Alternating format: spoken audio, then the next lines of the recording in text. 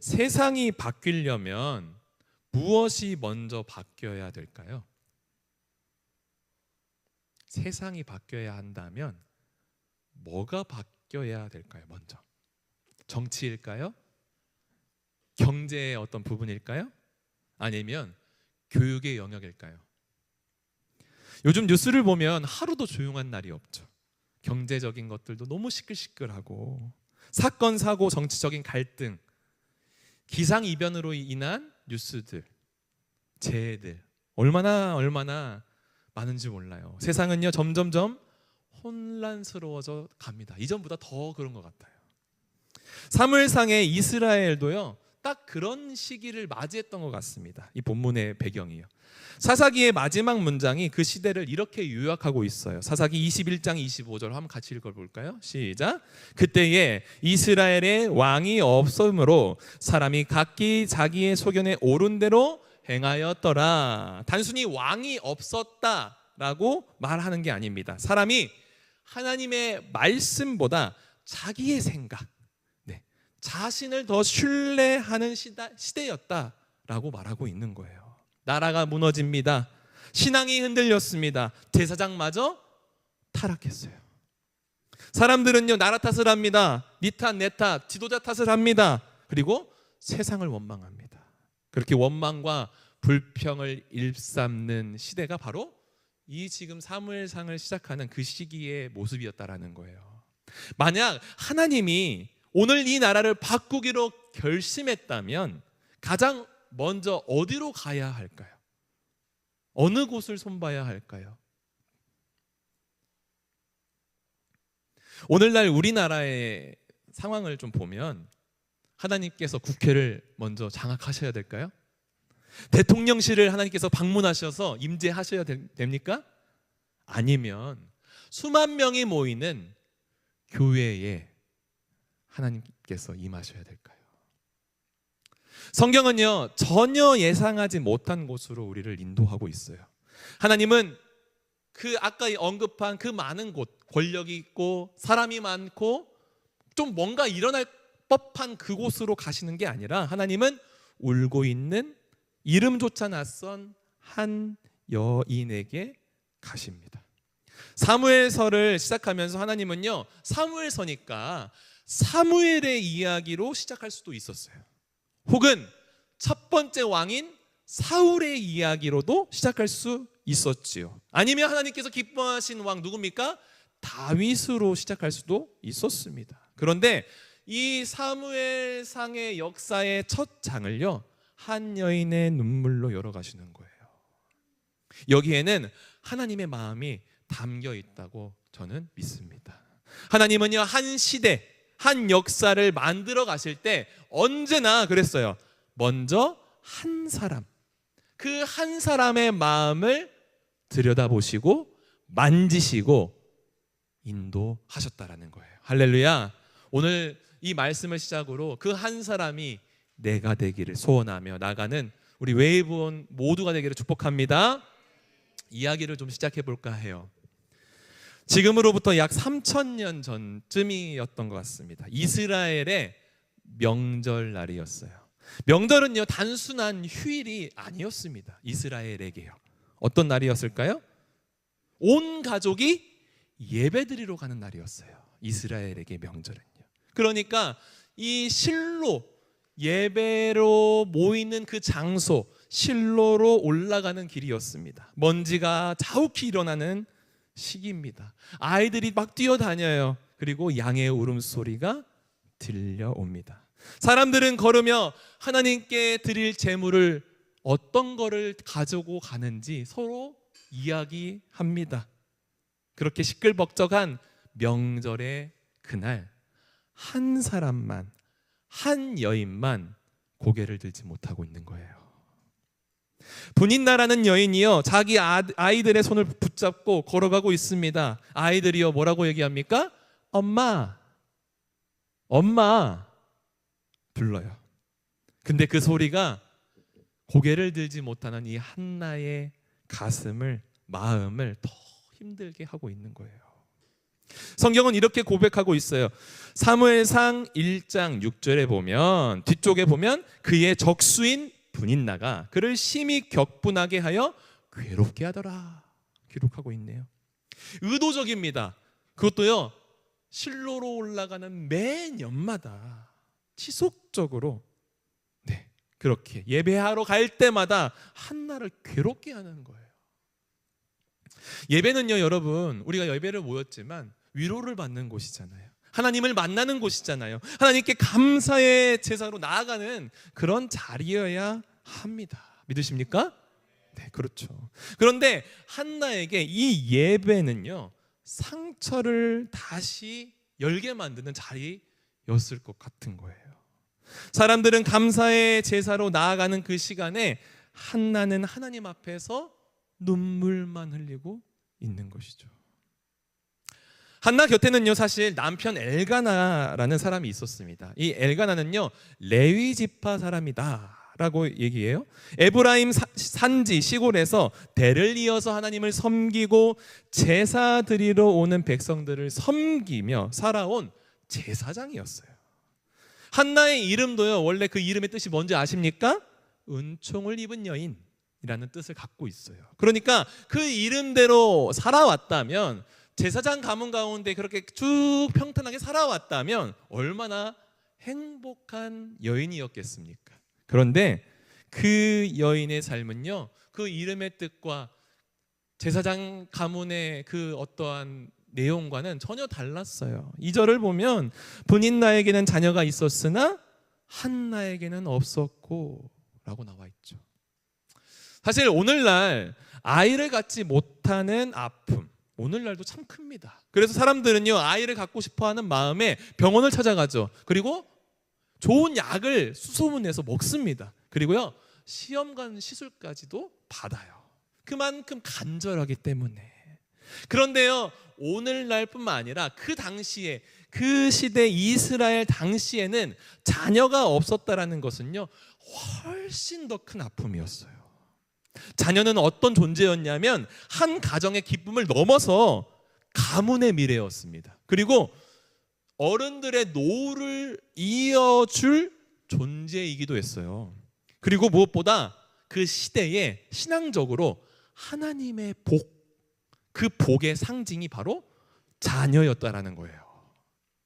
그러니까 자녀가 없다는 건요, 자녀 없어서 우리 애 못 낳아서 그냥 아쉬워가 아니라 그것을 훨씬 넘어서 사람들의 시선 속에서 끊임없이 한나는 실패자야, 한나는 저주받은 여자야, 계속 그렇게 이름, 꼬리표부터 살아갈 수밖에 없었던 거예요. 분인나의 말은요, 그래서 단순한 놀림이 아니라 한 사람의 존재를 흔드는 그러한 사건이었다라는 거예요. 그리고 이 본문을 보면 아까 사무엘상 1장 6절을 한번 띄워주시겠어요? 더 심각한 얘기가 있어요. 앞에 보면 여호와께서 그에게 임신하지 못하게 하심으로 라고 써 있습니다. 마음이 참 불편했어요, 이 구절을 보고. 왜요? 왜 하나님은 그렇게 하셨을까? 왜 이 여인에게 임신하지 못하게 하셨을까? 왜 하나님 이 한나를 이렇게까지 힘들게 하셨나요? 한나는요, 기도하면서 예배드리면서 하나님께서 내 삶에 침묵하고 계셔, 내 기도에 응답하지 않으셔라고 생각했을 것 같아요. 그러나 실제로는 어떻습니까? 우리는 이 성경의 내용을 뒷부분까지 알잖아요.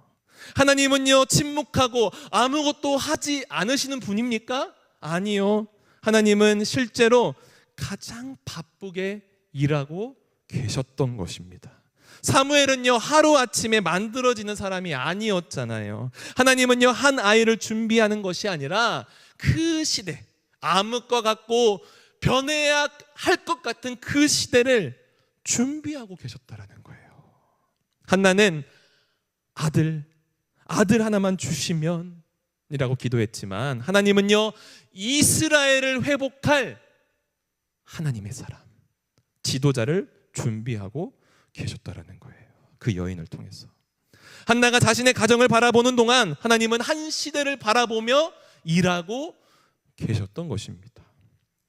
우리는요, 응답 없는 시간, 기도해도 상황이 풀리지 않는 이 시간을 우리는 하나님의 부재라고 여길 때가 참 많습니다. 너무 힘드니까요. 그러나 성경은 이렇게 말하는 것 같아요. 하나님의 침묵은 하나님의 부재가 아니라 하나님의 뭐예요? 준비하심이었다라는 것입니다. 할렐루야. 그 믿음이 우리에게 있기를 축복합니다. 명절날이었어요.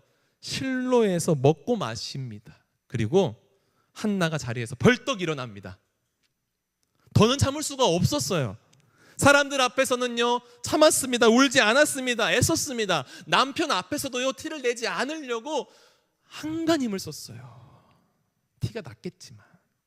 하지만 하나님 앞에서는요, 더 이상 숨길 이유가 없는 것이죠. 숨기지 않았습니다. 그래서요, 성경은요, 사무엘상 1장 10절에서 이렇게 기록합니다. 한나가 마음이 괴로워서 여호와께 기도하고 통곡하며, 괜찮은 척, 있는 척, 포장하지 않는 거예요. 하나님, 저 너무 힘듭니다.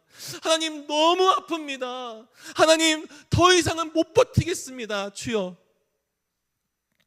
있는 모습 그대로 하나님 앞에 나아가는 한나의 모습이 그려집니다.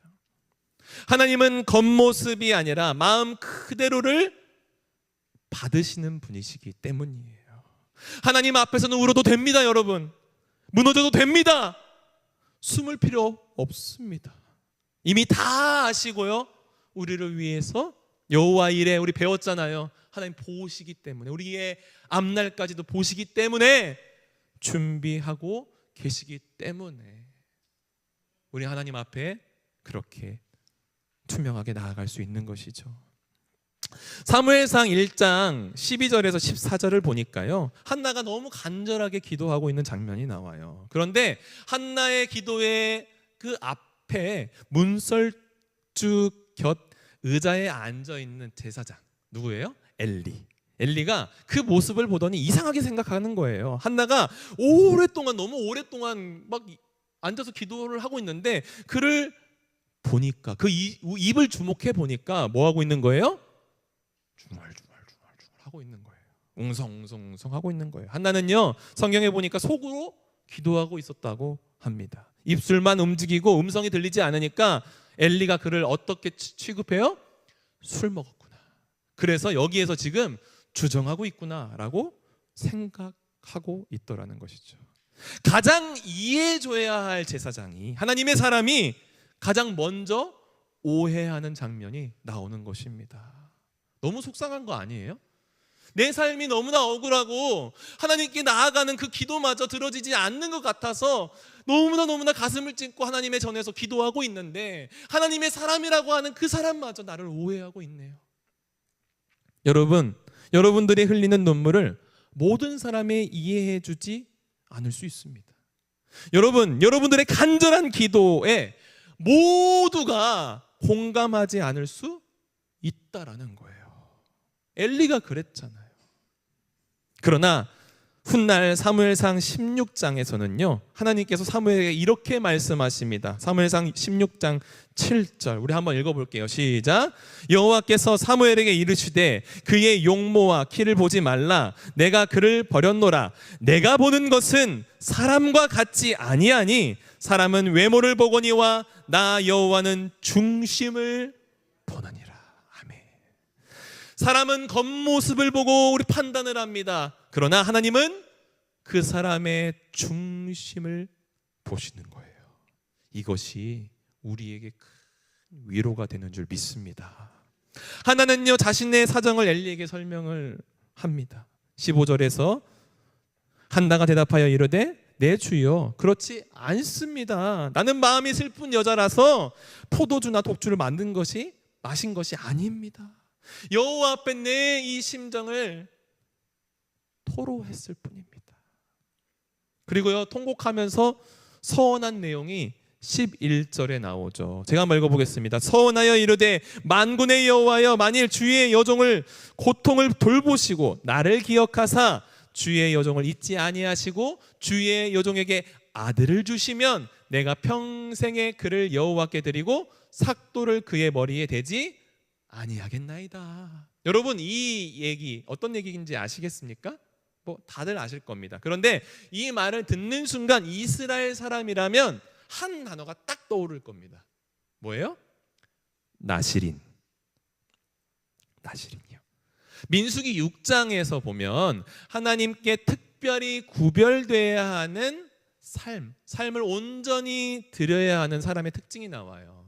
포도주를 가까이 하지 않고 시체를 가까이 하지 않고, 아까 여기 나온 어떤 거? 머리에 삭도를 대지 않는 사람. 우리가 잘 아는 어떤 사람이에요? 삼손과 같은, 그렇죠? 네, 그런 사람입니다. 하나님은요, 그러니까 평생을 기다려온 아들을 낳는다면 그 아이를 하나님께 돌려드리겠다라고 약속을 하며 기도하고 있는 거예요. 하나님 주시면 드릴게요. 어쩌면 조건문처럼 보이는 기도의 내용이지만 사실은요, 그 안에 담긴 것은 거래가 아니라 자신의 미래, 자신의 모든 마음을 하나님께 맡기는 믿음이었다라는 거예요. 왜냐하면요, 한번 보십시오. 한나는 그동안 그렇게 기도했을 겁니다. 하나님, 아이를 주십시오. 하나님, 아들을 주십시오. 하나님, 제 억울함을 들어주십시오. 풀어주십시오. 주십시오. 계속 그렇게 기도했을 겁니다. 그렇죠? 우리의 기도도 그렇잖아요. 그런데 오늘 한나의 기도가 정확하게 바뀝니다. 어떻게 바뀌냐면요, 이렇게 기도하잖아요. 아까 이 내용처럼 이 아이는 하나님의 것입니다. 하나님, 나의 억울함을 풀어주세요. 아니고 하나님의 것입니다. 하나님이 원하시는 일을 이루시옵소서. 이렇게 기도하는 것이에요. 분명한 변화입니다.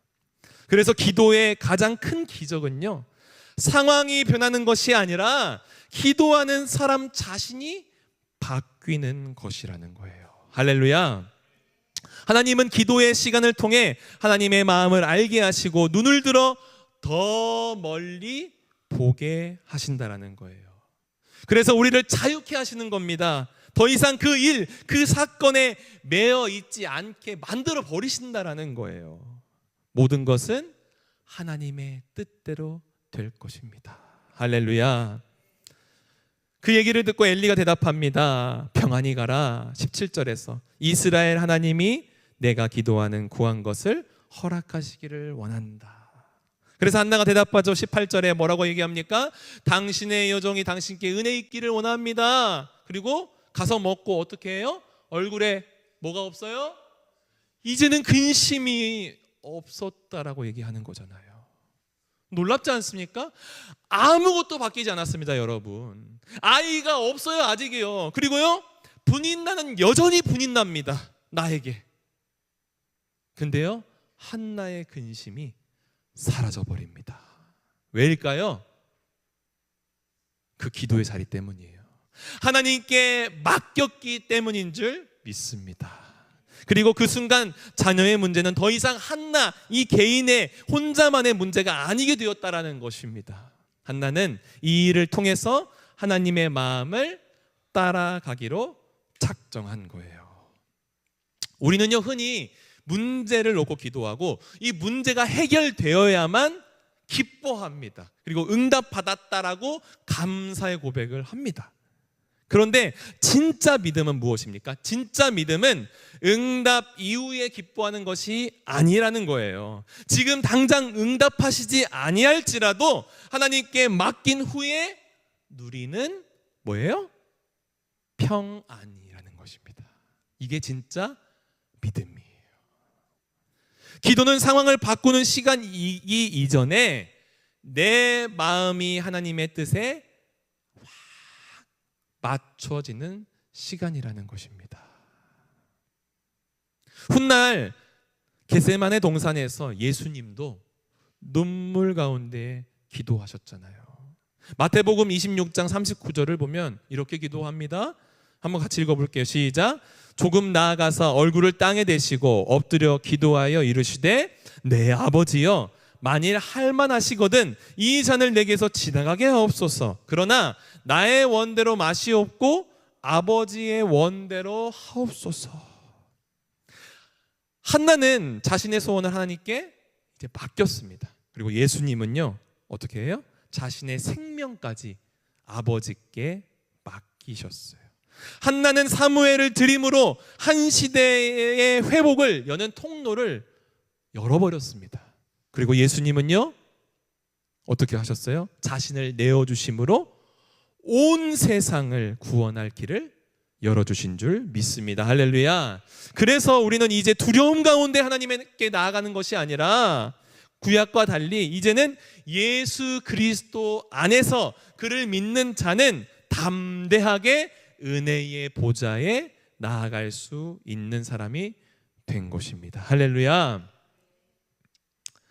사랑하는 여러분, 하나님은 이렇게 한 사람을 만나고 그 사람을 바꾸십니다. 그리고 그 사람의 변화를 통해서 가정을, 교회를, 한 시대를 바꾸어 가십니다. 아브라함을 부르신 하나님께서요 믿음의 민족을 만드셨잖아요. 모세라는 사람을 부르신 하나님께서요 이스라엘 민족을 출애굽시키며 하나님의 땅으로 보내셨지 않습니까? 다윗이라는 한 사람을 준비시킨 주님이 부르셔서 이스라엘의 암흑을 거쳐내고 새로운 시대를 활짝 여셨잖아요. 예수님도요 12명의 제자, 그 한 사람 한 사람, 보잘것없는 그 한 사람을 부르셔서 하나님의 역사, 교회의 역사를 시작하셨지 않습니까? 그래서 그 사람들이 모여서 오순절날 정말 수만 명이 모여서 하나님의 역사를 하신 것이 아니라 그 한 사람 한 사람이 모여서 성령의 변화를 통하여, 성령의 충만을 통하여 하나님의 일을 이루어 가셨잖아요. 그리고 그 변화의 바람이 오늘날 이곳 우리 웨이브온 교회까지 오게 된 줄 믿습니다. 하나님의 방법은 언제나 같았어요. 한 사람, 그리고 또 한 사람이었습니다. 사랑하는 여러분, 말씀을 정리해요. 세상은 큰 사람 때문에 변화하는 것이 아닙니다. 하나님의 마음을 품은 한 사람 때문에 변하게 되는 줄 믿습니다. 오늘 말씀을 보면 하나님은요 왕을 찾지 않았습니다. 군대를 찾지 않았습니다. 능력 있는 사람을 찾지 않으셨어요. 실로의 한 구석에 있는 울고 있는 한 사람을 찾으셨어요. 그 사람이 바로 한나였습니다. 그리고 그 한 사람을 통해 사무엘이라는 위대한 지도자가 태어났고요. 그 사무엘을 통해서 다윗이 준비되었고요. 다윗의 계보를 통하여 우리의 왕, 우리의 주이신 예수 그리스도께서 이 땅에 오신 줄 믿습니다. 한 사람으로 시작된 하나님의 역사가 세상을 구원하는 역사로 이어지게 된다는 거예요. 그리고 오늘 하나님께서는요 이곳에 임재하셨어요. 그리고 우리를 보시면서 찾고 계셔요. 이 혼란하고 이 어지럽고 이 믿음이 없는 이 세상 가운데에 내가 택할 나의 한 사람을 찾고 있다라고 말씀하고 계시는 줄 믿습니다. 그 한 사람이 내가 되기를, 여러분들이 되기를, 우리 교회가 되기를. 그래서 아까 우리 권사님이 얘기했지만 그 한 사람의 마음을 가지고 우리가 일어섰을 때에 이 세상에 병들고 어렵고 힘든 많은 사람들에게 담대하게 우리가 복음을 들고 나아가게 되게 될 줄 믿습니다. 우리 웨이브 온 교회가 그런 교회가 되기를 간절하게 소망합니다. 우리 질문에 답을 한번 적으면서 기도로 좀 나갔으면 좋겠는데요. 오늘 말씀을 통해서 첫 번째, 하나님께서 내 마음에 보여주신 모습은 무엇입니까? 한나처럼 하나님께 가지고 나아가야 할 나의 아픔, 두려움, 기다림은 무엇인지 정직하게 한번 고백해 봤으면 좋겠습니다.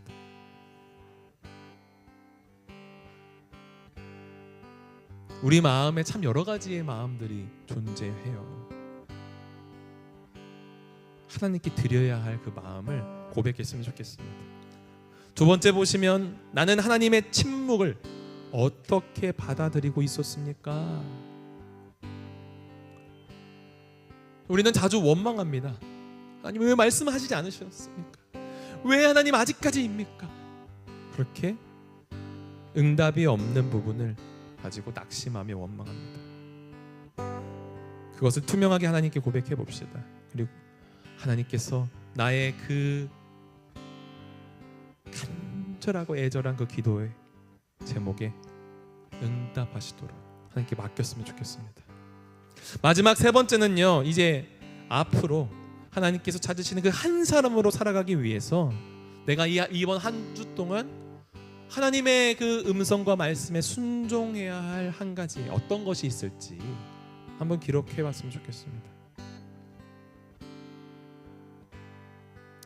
꼭 한 단어라도 적어주세요. 그래야 우리의 어떤 결단을 통해서 하나님께서 그 씨앗을 통해서 역사하시고 움직여 주실 줄 믿습니다.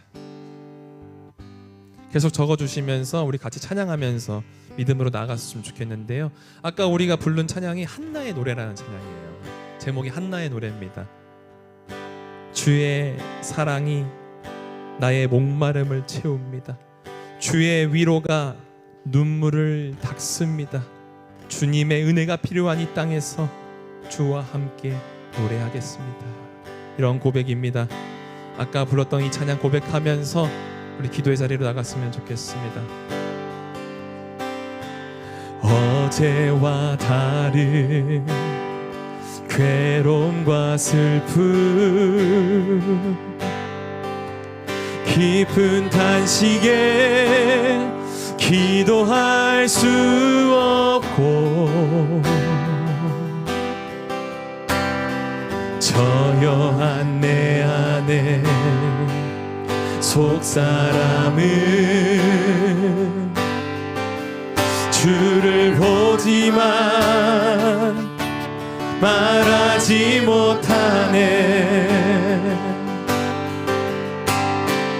나를 악한 자로 보지 않고 나의 원통함 그 맘을 아시니 오직 나의 주 내 주의 사랑이 나의 속사람을 고쳐주시네. 고백하면서 주의 사랑이 목마름 채우고 주의 위로가 눈물을 닦으니 주님의 은혜가 필요한 이 땅에서 이곳에서 주와 함께 노래하리라. 주의 사랑이 목마름 채우고 사랑이 목마름 채우고 주의 위로가 눈물을 닦으니 할렐루야. 주님의 은혜가 필요한 이 땅에서 이곳에서 주와 함께 우리가 믿음으로 한 번만 더 고백하며 나가옵시다. 주의 사랑에